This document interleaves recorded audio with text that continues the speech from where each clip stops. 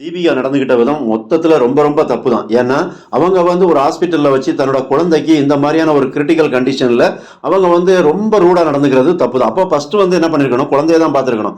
அதே நேரத்தில் ஹாஸ்பிட்டலுக்கு யார் வரா, தீபன் வராங்க.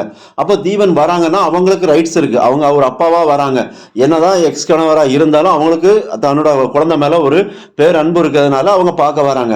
அப்போ அவரை பிடிச்சிட்டு திட்டிட்டு உனக்கு எப்படி தெரியும் அப்படிங்கிற கேள்விகளை கேட்டு அவங்கள டார்ச்சர் பண்றது. அப்போ உனக்கு சொன்னது மல்லி தான் சொல்லி மல்லிக்கு போனை போட்டு அவங்கள ரொம்பவே தேர்ட் கிரேட் மாதிரி ட்ரீட் பண்ணாங்க. எப்படி வார்த்தைகளை கொட்டுறாங்கன்னா, அது எப்படி என் புருஷனுக்கு மட்டும் போன் பண்ற அப்படிங்கிற மாதிரி கேட்குறாங்க. அதாவது தீபிகா இதுல ஒரு விஷயத்த மறந்துட்டாங்க. அவங்க புருஷனே இல்லை அப்படின்னு சொல்லிட்டு இருக்காங்க, டைவர்ஸ் அப்படின்லாம் சொல்றாங்க, எக்ஸ் ஹஸ்பண்ட்லாம் சொல்றாங்க. இந்த இடத்துல மட்டும் மல்லிகிட்ட பேசும்போது மட்டும் என்னோட புருஷனுக்கு எப்படி நீ போன் பண்ணுத அப்படின்னு சொல்லி ரைட் ராயலா கேட்குறாங்க. அதே நேரத்தில் வார்த்தைகளையும் அள்ளி கொட்டுறாங்க.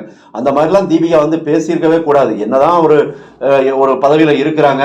அப்ப எந்த விஷயமா இருக்கட்டும், ஒருவேளை மல்லிகை தீபன்ட்ட பேசியிருந்தா கூட இந்த மாதிரி ஒரு வார்த்தையை பேசக்கூடாது. உனக்கு தான் புருஷன் இருக்கான்லாடி, அப்புறம் எதுக்கடி என் புருஷனை நீ என் புருஷனுக்கு எதுக்கடி கால் பண்ணி பேசுற அப்படிங்கிற மாதிரிலாம் சொல்லியிருக்கவே கூடாது. அப்ப ஒரு கட்டத்துல என்ன பண்ணுறாரு, தீபன் உச்சத்துக்கு போயிருந்தாரு. அதனால பலார்னு ஒன்று கொடுத்துருந்தாரு.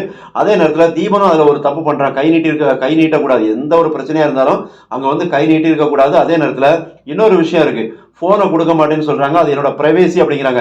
இது சரியா தவறா அப்படின்னு பார்த்தா ஒரு பக்கம் பார்க்கும்போது தீபன் சொல்றது சரிதான். ஏன்னா ஒரு கணவன் மனைவிக்குள்ள டிரான்ஸ்பரண்ட் இருக்கணும்.